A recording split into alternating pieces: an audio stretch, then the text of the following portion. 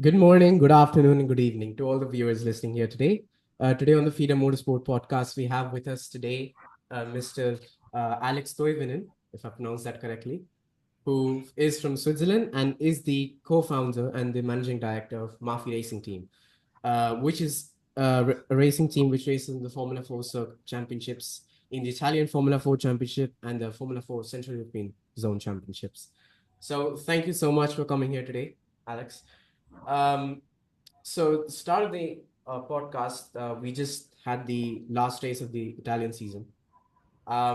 Your thoughts on the whole season? I mean, with Kirill in the last round, there was some good success as compared to the previous rounds. So, how would you sum up this year in both championships? First of all, thank you for having me. It's a pleasure to answer your questions. And yeah, with regards to the Italian F4 season, it was quite interesting for us. It's only our third year racing in the series, so we're still learning, still trying to improve what we do with every race weekend. And we started with the season with two young drivers, Gabriel Holguin and Nathaniel Barabi. They don't have a lot of experience racing in F4, so really the goal with them was to get them up to speed and to give them the time to improve and slowly reach the pace of the pack, which I think was very successful in the last round in Monza, and Nat was able to really race in the pack. He got really close to the top 10 in the second race with a P12 finish, his first rookie points with a P9. So he's been progressing really consistently throughout the championship. He started with really being 4 or 5 seconds off pace, and at the end of the season, he was barely 1.5 seconds off the pace. So it's been great to see him improve in that way. He's been fighting for it, even though sometimes he did not have the ideal conditions to prepare. He did very few testing on the official tracks, which is always, of course, very difficult for drivers to jump in on the track where you don't have any prior testing or racing experience. And he still managed to improve. And I think his really good overall result in Monza just shows how he's been progressing over the whole year, and it's a great reward for the work he's put and for the team also helping him and coaching him to get to this level. So really happy for that. And then, of course, we had Kirill joining us for the first time in the championship. He's been having a lot of success with us in the Central European F4. And for us, it was quite a big decision. Okay, do we take him to the Italian now for one round and see how he performs there? And of course, we knew also that the conditions were not ideal because he did not do the Euro 4 race before. He didn't do any testing before, so he really jumped into FP1 with no knowledge of the track, which was a big gamble, let's say. But I think it paid out in a great way. He was straight on it on the pace, and he scored the first points for him with a P7 in race 2, which is amazing. He was consistently fighting around the top 10 or in the top 10. So it shows that we can do a great job together. And of course, we've announced that we'll be racing the whole championship with him next year. So I think we have really good chances to be fighting in the top 10, top 5 next year. It will definitely be the objective. All right. And with regards to your next year's championship, so obviously Kirill is continuing with you guys, and Nathaniel Berebi is also continuing with you guys. Are you guys planning to enter two cars for next year, or are you planning to extend your Mm, team? No, we'll enter at least 3 cars. For sure, three cars is the minimum we're planning to enter, and maybe more depending on how the winter season goes. But we're in discussion to have more than 3 cars next year. Yeah. And with regards to the winter season, are you guys planning to enter the winter championships? Because I heard that you guys wanted to enter F4 UAE and you were thinking about it, but it didn't happen this year. So are there any plans? So we're still studying the possibility to enter the F4 Middle East right now. It changed the name from F4 UAE to F4 Middle Oh, East. It's still something we're considering. In the end, it really depends on what we feel is the best plan for our drivers and what our drivers want. For sure, we know the level in the F4 Middle East is very high, so it's a very good training ground for the drivers, especially before they compete in the Italian F4.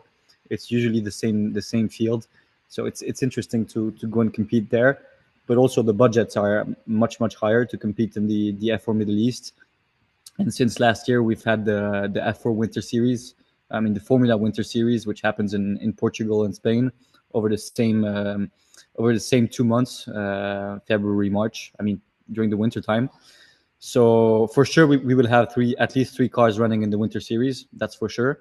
And then for the F4 UAE, it's pending decision in the coming few days.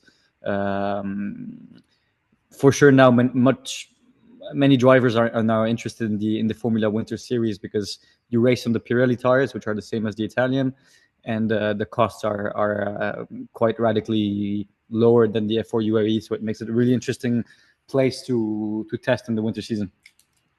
So before we go deeper into this season, next season, and some finances, there's not much on the internet about Maffi Racing team's beginnings and your beginnings in motorsport. So before we go into Maffi Racing, I would like to know about your beginnings of where you started in motorsport. Me as myself or the team? First you, then the team. Myself, well, I mean, like most people in motorsport, I had a passion from very early on, coming from my dad. I started competing in actually historic rallies with my dad when I was 8 years old. In Corsica and the Alps, we were doing old car rallies, and that gave me the virus. Started watching all kind of racing, and then I finally got into racing myself when I was a teenager. In Switzerland, you have to know that there's not many racing teams, so it was quite hard to understand where to begin with, especially as my dad likes racing and cars, but he's not part of the domain himself, so he had no clue how to begin.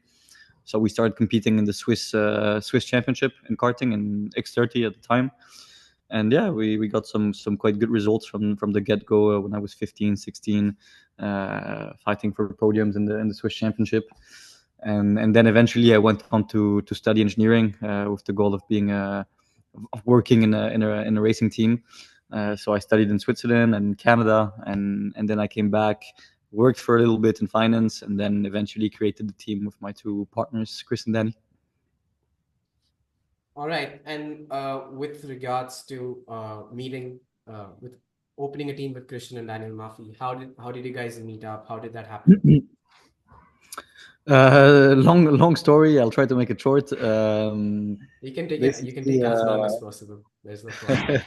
So basically,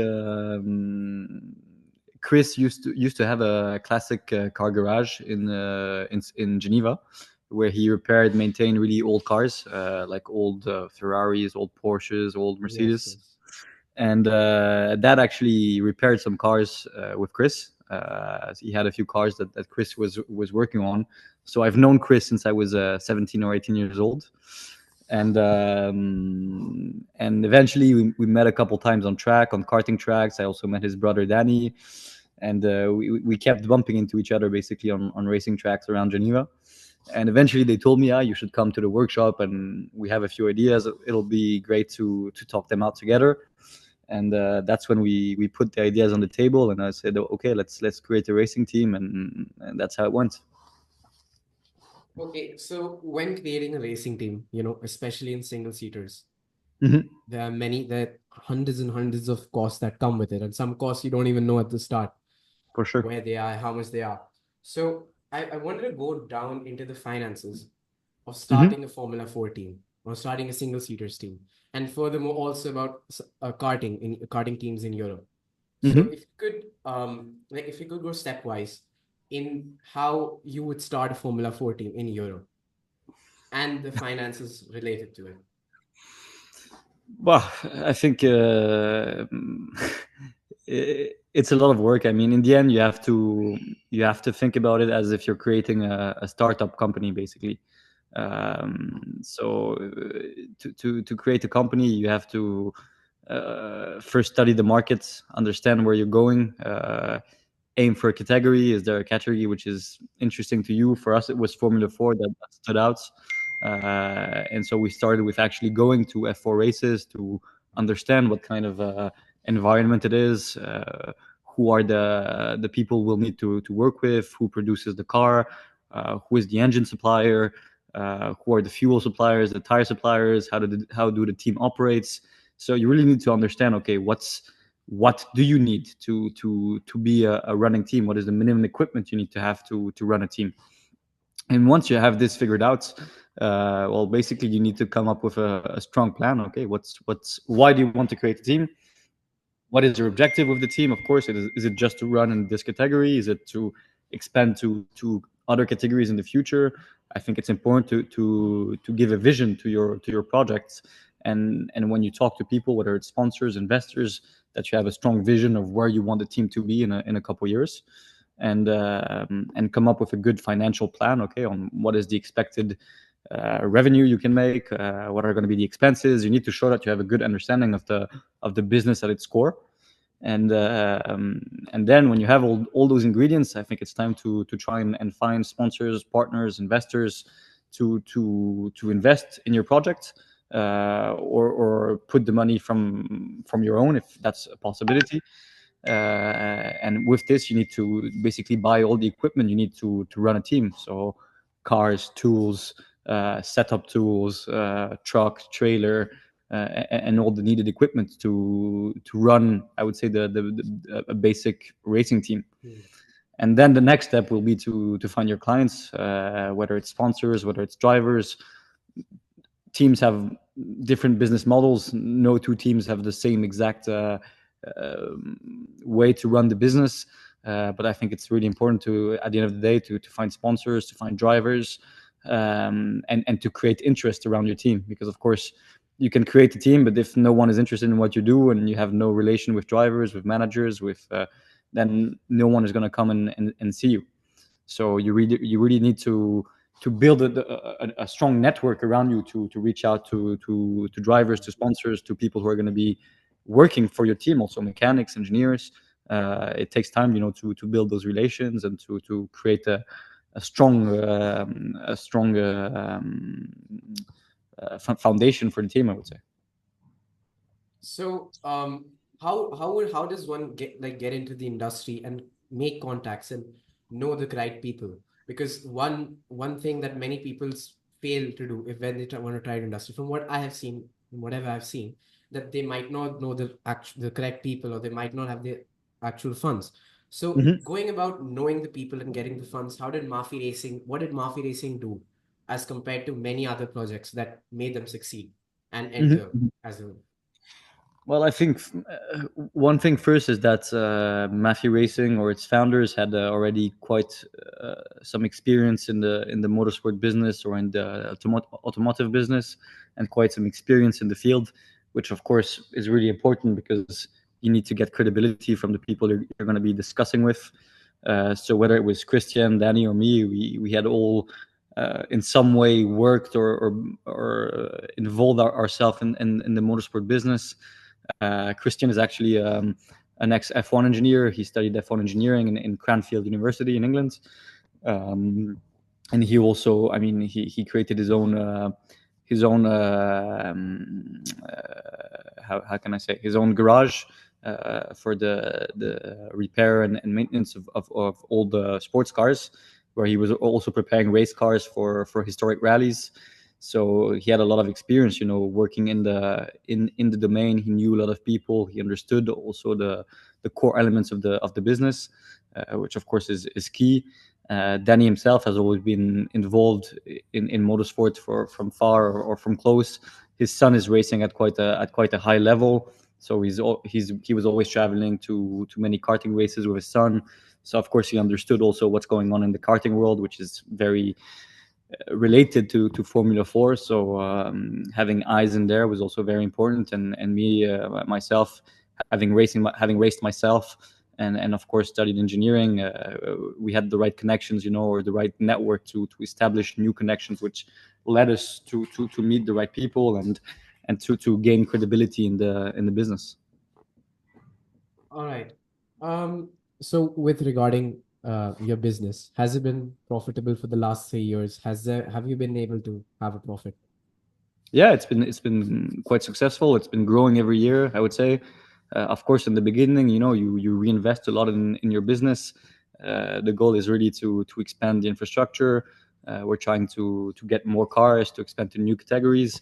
So right now we're really focused on investing in the business itself, which has shown some great results, and we don't want to stop where we are now. Now we have, as I said, the foundation now is really healthy, is really nice. Now we want to expand our presence in Formula 4, compete in more championships with more cars, and eventually we want to move up. We want to go to Formula 3 regional. We want to go to GT racing. So we're already preparing the next steps. All right. And say, a team wants to go and move into other categories. What is a necessity? Or there's not really a necessity for anything, but what is something that the organizer or the promoter would expect from the team for them to be taken into the championship, be it any Formula 3, Formula 2, Formula 3 Mhm. regional, or any GT championship across the world? What does a promoter see in the team for it to be let in? Or how does this work in the first place? Well, I think in the end, it all comes down to professionalism. You have to show that you do your job well, that you're serious people, that you're committed people, that you respect deadlines, that you consider safety. Of course, in the end, we have drivers running at 300 kph. We need to be able to ensure safety for our clients, and basically that we contribute positively to the motorsport ecosystem. Once you can show that you're a positive added value for a championship, of course they will consider you. And this comes by showing that you're serious, and that you're a professional at core. All right. Now I'd like to go into a bit about driver preparation and a bit about drivers. Hmm. Um, so when you prepare a driver for a championship, where you prepare him, um, in Maffi Racing, I have seen that, for example, there was testing taking place today in Red Bull Ring, and there's testing going on in Monza, and Mafia Racing is not testing. So, uh, do you need testing? And like, I just want to understand how do you prepare a driver to be a good driver on the circuit? Like, is it from the simulator? Is it from some setups, or is it from just plain out testing? How does a driver be prepared? It's a whole package. I cannot take it down to one element. The first thing we do usually when we work with a new driver is we try to understand where he comes from, what's his experience in racing, and then we take him to physical and mental evaluation to see, okay, physically, is he ready to compete in a single seater? Mentally, how is he? What signs of maturity does he show? Is he responsive? Is he willing to work? Is he willing to question himself? Those are all little qualities or skills that we really look in a driver to see if they have them, because in the end, it really reflects on the track straight away. When you have a driver who's able to question himself and not straight away go to the team and say, yeah, this is not good, this setup is not good. We want to see a driver who's saying, okay, what am I doing wrong that is impacting my performance? And once a driver is able to do that and then work on the setup, then work on what we can do on the team side, I think that's really the approach we're looking for into a young driver. So first thing we do is always the mental evaluation, the physical evaluation. Then we go to some private testing on smaller tracks, just to get the driver comfortable. In the beginning, we're not looking for impressive performance.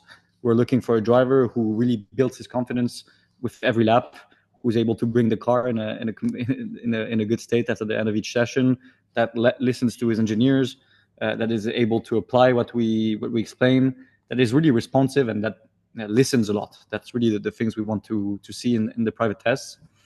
And once the driver, is comfortable with the private testing, once he's reached a certain level that we consider ready, we take him to official tests on the bigger tracks with the other championship contenders, and then the next step would be to take him racing.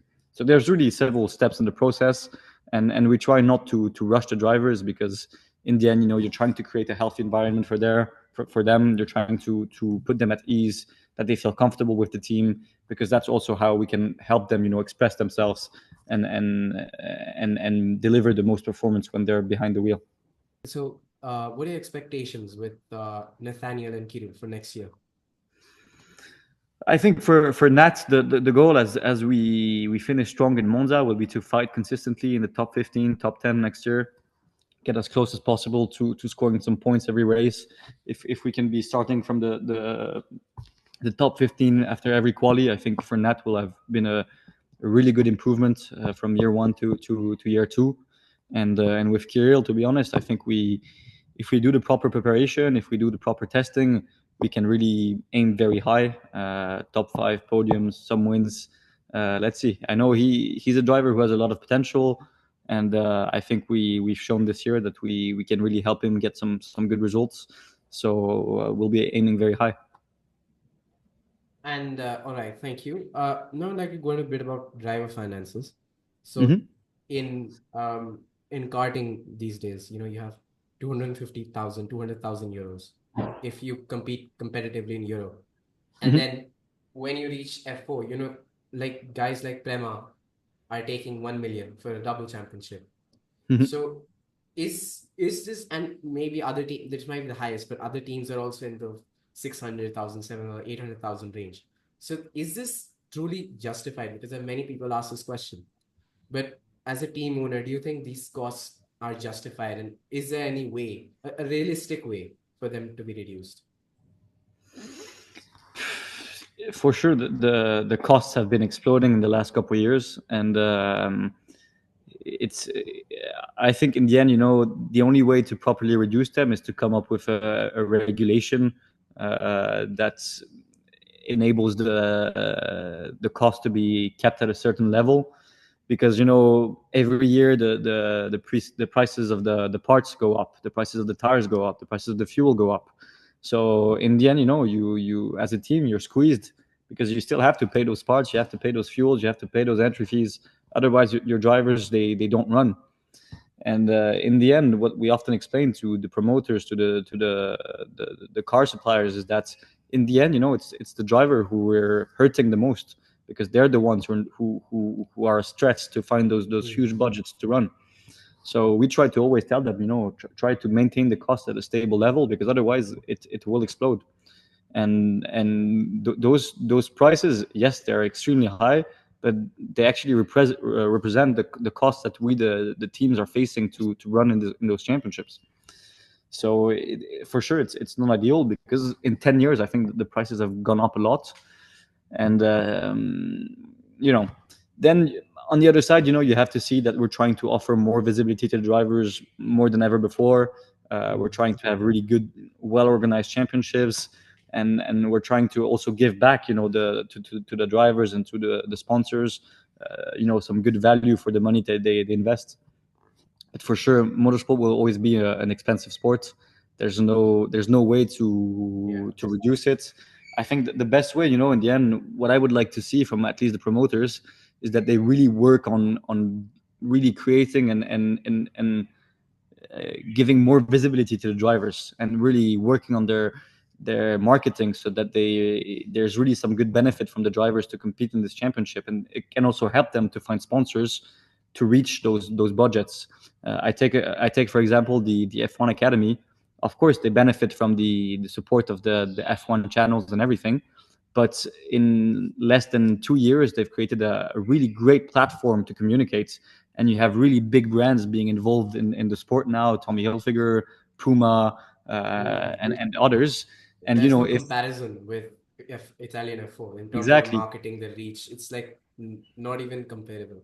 it's not even comparable, and it's shame, because they often say that the Italian F4 is the most competitive junior racing Mm. series in the world, which it is. But I would like this to be broadcasted more, and to attract more visibility. We have Antonelli, who's coming to F1, who won F4 in Italy 2 years ago. There's many drivers on the F1 grid right now, which were in Formula 4 Italy not so long ago. So for sure, if we manage to create the story from early on, and we manage to create a good marketing platform, then I think those costs will be more justifiable, because we'll be able to attract also bigger brands to come in and help the drivers. So that's really what I would like to see from the promoters. So, so in a way, could it be that like they had in F3 European back in the days, where they Mhm. used to have open competition, where you could either source your own parts from somewhere. It was not limited to one certain supplier for one single part. So Mhm. if say ACI, WSK, who is responsible for the technical regulations, if they say have an open championship, they allow teams to either make their own parts or source it from somewhere else? Would the cost reduce, or would it keep increasing? I'm not sure that would be the right way to go because right now there's one suppliers for the parts. It's Tatus and Autotecnica for the engine, and at least having one furnisher guarantees a certain standard, guarantees a certain level of safety. Sure, the cost will be higher because they all have to take their own margin. But in the end, if it guarantees all the drivers to be on an equal field, more or less, if it guarantees safety, and it guarantees a good standard for the championship, I think we should maintain having one suppliers for the parts, at least for All the right. races. At least for the races. Then for testing, if you want to do something else because you want to control your costs a bit more, why not? But for racing, I think it's important to keep a standard. It also helps the team. It also helps understand the regulation. It also helps to prevent cheating. So at least we're all on the same plane, and it creates an equal field, which I think is important. All right. And um, with regards to the status, the chassis, is it, and people have said that even like the Formula Regional car, it's not that good of a car. It's not that, you know, not that well made, not that responsive. Mhm. And the FO cars, from what I know, is that there's a very well, not a large amount of changes in the setup you can make. It's a very fairly limited car. Mhm. So how does the FO car help build a driver and his skills when it comes from karting? So is the FO car a good product or a bad product in terms of promoting and educating new drivers? I believe it's a good product. I think it's always easy, to find what is not working in something and criticize. When on the other side, there's many things that are working and we don't put enough emphasis on them. So for sure, you can find rooms to improve for sure. And we're always, discussing with Tattoos on how things can be improved, and they're always very open to that. So honestly, we appreciate a lot their work, and for me there's no reason to criticize. There's only ways to give feedback and make sure that we can improve in the future. When it comes to the F4 car, yes, of course, the range of setups is not so big, but it's also what you want. In this series, what you want is really to differentiate the driver and to work on the driver skills. And of course, when a driver moves from karting to single seater, he has to adapt a lot his driving, because the driving style in karting and in Formula is very different. And I think the Formula 4 is a good first step in that regard. They have to the drivers have to show that they can adapt, that they can understand the tires, that they can understand the way you need to drive that car to be fast. And in the end, in a single seater, you have to nail all elements in order to be fast. You make one small mistake and you immediately pay a lot on the lap time. So Formula 4 is the entry category. So eventually, the best drivers, they move to Formula Regional or to Euro Cup or to Formula 3, and then they discover a car which has a bit of a bigger range, and they can adapt some more to their driving. With every step, you unlock a new level, and the drivers have to understand more things. So I think it's good that in Formula 4, that they don't have 10,000 things to understand. They have to understand a few things, but it's already a lot when you come from karting, and we're still working with very young drivers. They're 14, 15, 16. So you have to take it step by step. So overall, I mean, we're very happy with the car for sure. There's room for improvement, but there's always room for improvement everywhere. And I think it's a good product for drivers to discover single seater racing. All right. And I just want to know like a set price, or is this is just a number of how much it would be to get a car on the grid, like just one singular car, one engine, one chassis, tires. How much would it cost if you could give a round of number? It's difficult to say without choosing a specific championship, without choosing a specific number of test days you want to do, how many tires you want to put every day. It really depends in the end on your objectives, on the budget you have. Mhm. For sure, we can always try to compress a lot the budgets, but then of course, if you compress it too much, it comes to the detriment of performance. So for every championship, there's a sweet spot. Some championships are more expensive than others. So for us, in the end, the goal is really just to understand what kind of driver, what kind of budget we're working with, and then tell him, okay, with that sort of budget, we believe that the best place to go racing would be there.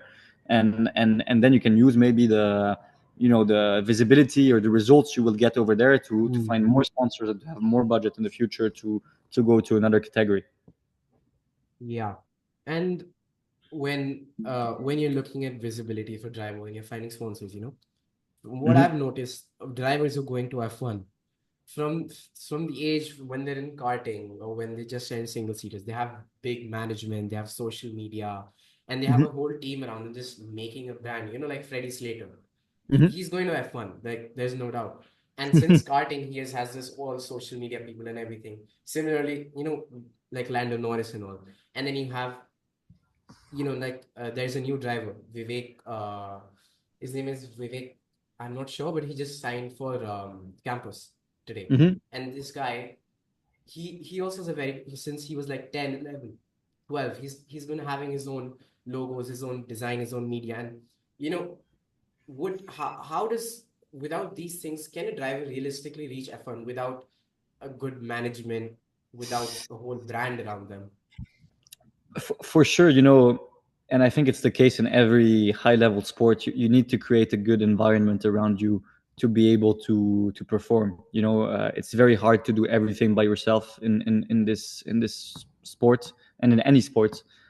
Of course, some you will have always the odd one out who has a lot of skills, and he will be able to deal with most things on his own. But usually, you need to create a strong, healthy environment around you with a manager, whether it's your dad, your mom, or someone else. Of course, if you're able to have people who are helping you with the fitness parts, who are helping you with the mental parts, who are helping you with the nutrition. If also you have some kind of like a school program which balances your sports and also your education, because that's also very important. For sure, you will have a more room to feel good and to deliver when you're on track. It's in the end, and again, I come back, it's the same in many sports. A lot comes from your mind, and if you're able to be clear in your mind, and then you can actually focus on the performance much more. And of course, if you have to deal with everything yourself, your management, your sponsors, your social media, negotiating with teams, with investors, it puts a lot of load on your mind. And when you jump in the car, you're not fully focused just on the racing. So you need people around you that you can fully trust, that will be able to prepare you for the intensity of the racing world, and that will enable you to focus on your job, which is driving and racing as hard as you can. So it's hard, because of course, if you have more budget, if you come with more means, for sure you will be able to have a fitness coach, have a and you can afford those things which maybe other drivers cannot. It's for sure not everyone is equal in that matter, but I think if you have talent, if you're ready to put the hours of work, you'll be able to still show what you can do. Also, it's what I like about modern societies. We have a lot of tools that we can learn to use ourselves. So if you're a bit smart and quick-minded, you can also create your own logo, you can create your own communication, you can learn about it by yourself. There's now so many resources online that for sure you can also create your own fitness program with an app or with YouTube. Mm. So you can always find some ways to shortcuts. But of course, on the long term, if you can create a strong cell around you with people that you trust and can help you achieve your goal, it will only help you. You need some support in the end when you're an athlete. Right.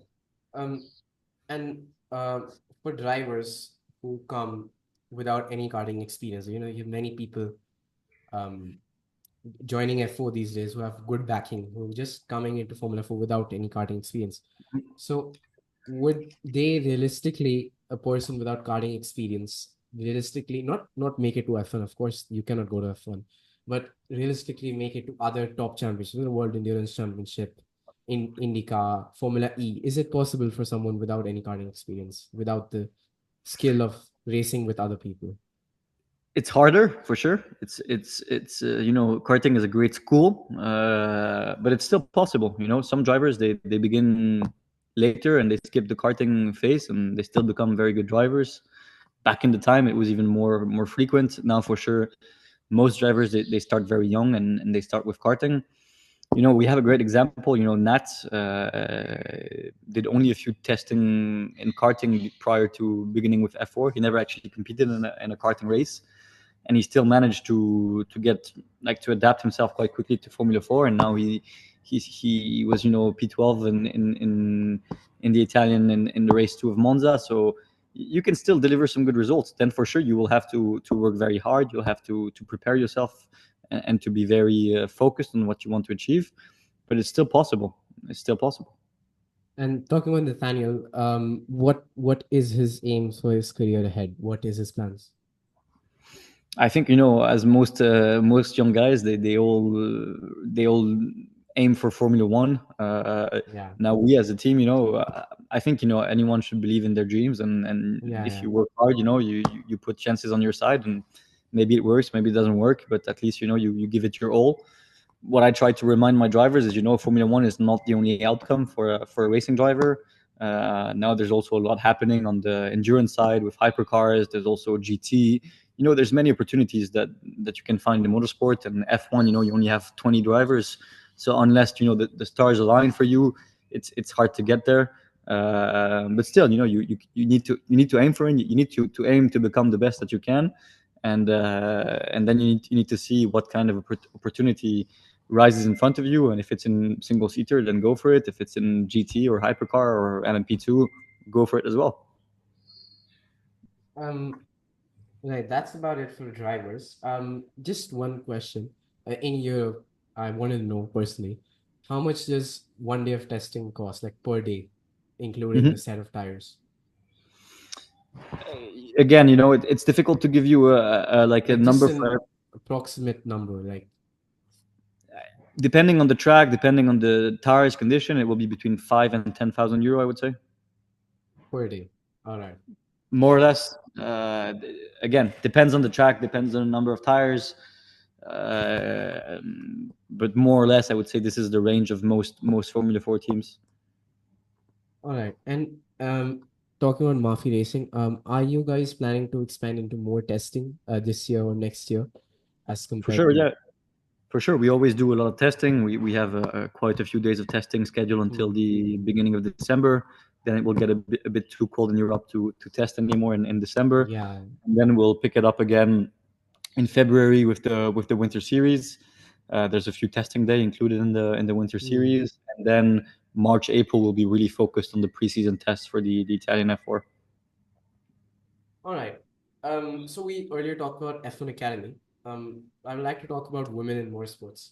Hmm. So in one of your earlier, I can say news articles, I think I Hmm. read that Mafia Racing, I think it was Daniel or Christian who said that they wanted more females in motorsport and they wanted females to race in their team. Hmm. Um, so what are Mafia Racing's plans? So how, like in general, how do you develop female driver in this modern times? Because we've seen that the many female drivers are coming up. You have lots of people backing them, but to a certain extent, it's not they've not been able to reach high levels in single seaters in Formula 3 and Formula 2 in Hmm. IndyCar, except one or two people. So how would we as an industry go into getting more females and having fe- uh, females with higher performance? So how does one go about it, and what's Mafia Racing doing about? I think that the first thing, and which F1 Academy is doing successfully, is to create a platform to give visibility to females. You know, that for me is the first thing, because if we take the main problem right now is that female drivers can be extremely competitive, but sadly, if you just look at the numbers of number of people racing in karts between 8 and 15 years old, there's still a huge majority of young boys and little Mm, amounts of women. So even if mm, some of them have great potential, as you go up the pyramids, there's less and less women. So to me, the first thing is to show to those young girls, those young kids, that there is the possibility to become a racing driver. It is feasible, even if you're a woman. And for this, F1 Academy is for me reaching a first goal, because it shows a way that women can get visibility in motorsport. That's the first thing, which is very important. Um, then eventually, as we see more and more young girls, you know, going to the racetracks, competing in high level karting, we will automatically get more women also looking to race in Formula 4, and eventually moving up to Formula Regional, Formula 3, Formula 2, and very possibly in Formula 1. I see this as a possibility in the near future. So for me, the first goal is to give them visibility, enable them to dream, and then create good programs for them. This is still something that I think teams are working out, because if you take a 14-year-old boy and a 14-year-old girl, they're very different. We often Yeah. say that a bit more sharp in their mind when they're even teenagers. So you have to find a different way to work with them and to express their potential. And I think that's things that teams are still, we're still trying to improve. We had our first actually women race for us this year, Cornelia, in the F4 Chess series, and I think it was a great first step for the team to have been racing with a woman.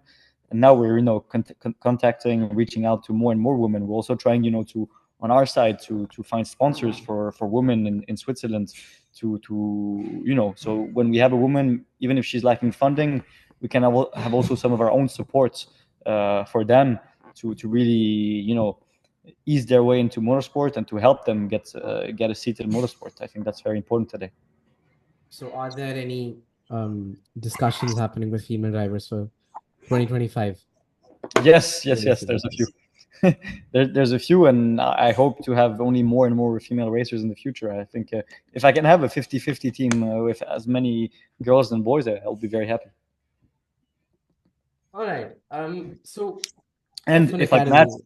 and if I Yeah. can add something, for me, it doesn't only apply to drivers; it applies to the whole team staff. Actually, I would like to see more women mechanics, engineers, manager. Having just more women around in motorsport and having a balanced gender in the paddock would be very good. All right. And talking about engineers, is your team expanding in getting more engineers, or is it the same staff, or are there any changes for next year except the drivers? Of course, People coming in. the staff is always evolving.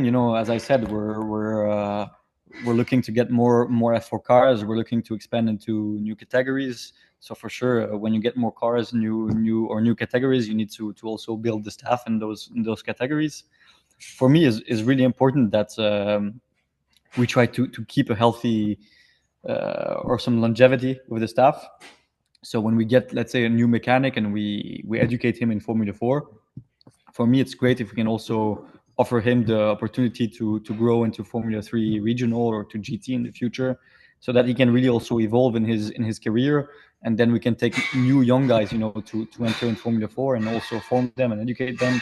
It has to be a cycle, and you need to provide also room for your staff to grow and to reach new categories, because these guys, they also want to reach Formula 3, Formula 2, Formula 1 in the future, and showing them a path to this is the right way, I think, inside a team. So we're always looking to get new people on board. Of course, we have very specific points that we're looking to. So often, we open job positions on our website, on our socials, and we try to explain what we're looking for. We do interviews. We invite sometimes the people to come to the track, so we can see how the people work in the actual racing environment. And when we're happy, we propose them something on the longer term. All right. One thing about F1 Academy. Mhm. Um, so when you have a series which has all female drivers, you had W series, and when you compare it with F4 Italian, F4 Spain, any other series, which is a mixed series, the level of competition like F4 Italian, it's higher than in F1 Academy. And Yep. is it good for the development of a female driver for her to be getting competition against, a higher level in, say, in F4 Italian as compared to F1 Academy? So from what Sophia Flörsch said, that it's better for Mm. females to be racing with boys instead of racing Mhm. with each other, so that you can get the whole competition. Yep. Um, I think again, I come back to numbers. There's way more men in karting, so of course you find more fast young men or boys to jump up to Formula Four. Now I think what the F1 Academy is doing, and it's doing it very well, is to create again a platform to give visibility to young women. And I think eventually, as visibility is growing for women in motorsport, you'll have more and more girls in karting, so the level will also grow among the girls in karting, Mm. and then you will get also more and more good drivers for and even better drivers for F1 Academy. So I think we need to be patient with F1 Academy and not judge it on the last 2 years, but let's see where it is in 2, 3, 4, 5 years, and see how the level also increases every year. And I'm confident that in a couple of years we'll have really a pool of really talented girl racing there, and also we'll have a great platform to give them visibility, and those good female racers, they will then get some sponsors to also go race maybe in the Italian series or the Spanish series, and to race among also young men, where they can also really test their potential, and show that they have it or not. I think it's the good way to go. Regarding talent, who are in this year's Formula 4 field, Hmm. you would say would probably become very successful drivers, not just in F1, but in other categories also, in the highest of categories, and who are going to go a long way if And there I are can certain. I can mostly speak for my drivers only. In the end, also of course we always have a look on what's going on in the other teams, but we don't have access to data. We don't know exactly how much they're testing, so it's hard to judge their potential. Yeah. I think Kirill Kutskov has amazing potential. Um, what is difficult for him right now is his nationality, which is making it tougher for him to find sponsors and supports. But I think in terms of raw speed of talent, this guy has everything. Being able to jump like this in the Italian F4 racing weekend and to be straight away in the top 15 in the quality, signing some points without any testing, without any driving on the track, I think it just Yeah, shows the potential. that's a great achievement. So I'm really excited to see what he can do, and I fully trust that he can go very high. Then of course not everything is into his hands right now, sadly. But as a team, we try to push him and to give him the opportunities nonetheless. And you have to trust in yourself and believe in the present moments, and hopefully the future will offer something good. And talking about uh, drivers, obviously your team is from Switzerland. What's the scene? What's the racing scene like in Switzerland? What are the drivers coming out from there? Is there anyone, who can go a long way into their motorsport career? What's the scene like there? Switzerland is difficult for motorsports. You have to understand that for more than 60 years, motorsport was banned in motorsport, Yeah. following the crash there was in Le Mans in 19 inside the country. But still, there's a huge pool of passionate people, of people who like to race. You also have the FIA, which has a headquarter in Geneva. You have a few teams like Yenzer, who are also based in Switzerland, and you've had some fairly good Swiss drivers over the year who've won Le Mans, who've been in Formula One. So there's a strong ecosystem around motorsports that we're trying to stimulate. Of course, as a team. But in 2021, the ban for motorsport was actually lifted in the country. So, oh, I think I lost you. Oh no, I just accidentally pressed. Yeah. Yeah, no worries. So yeah, the ban was lifted in 2021, and I don't think we'll nonetheless see some races or some racetracks in Switzerland. But I hope we can continue contributing to forming great drivers. There's a couple of talented guys coming up the ranks, and I hope we can find some support also inside the country to help those young guys develop and get into the higher level. Um, Also, we've had Sauber historically, which is based in Switzerland. Of course, now Audi is Yes. taking over, but they will still be based in Switzerland and Hinwil. So there's amazing things for Formula One and for motorsport in general here in Switzerland, and we need to cultivate this passion, to cultivate this history, and keep helping young guys. I think get into the sport. We also have amazing universities for engineering, Mm. for mechanical. So I think we have a lot of potential to be very active in this industry, and I hope we as a team, even if we're still young, I hope that in the future, we can grow in many categories, and that we can also showcase what is the Swiss know-how in terms of Mm. racing, and that we can also create bridges with the industry. Helping students get into motorsports, collaborating with industry partners in the country. Those are all things that I would like to see in the future.